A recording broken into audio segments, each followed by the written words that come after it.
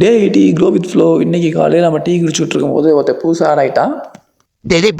எனக்கு கொஞ்சம் டீ கூட அதுக்கப்புறம் நான் அவனுக்கு டீயை கொடுத்தேன். தேங்க்ஸ் பூச்சத்தை நீ ரொம்ப நல்லவ டாடி.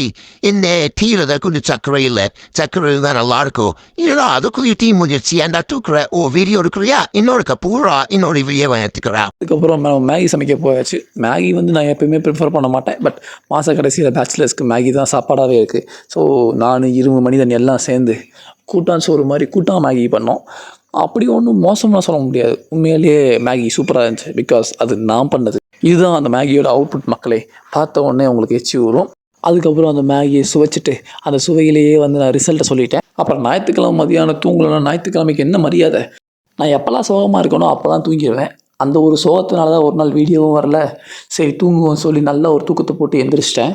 இனிமேல் வீடியோ வந்து வேறு ஒரு பரிமாற்றத்தில் வர காத்திருக்கு. இங்கே ஃபுட்பாலர் தான் வாழ்க்கையில் என்ன பிரச்சனையை ஃபேஸ் பண்ணுறான், என்ன பண்ணிகிட்டு இருக்கான்றதை மட்டும் தான் கண்டென்ட்டாக வரப்போகுது.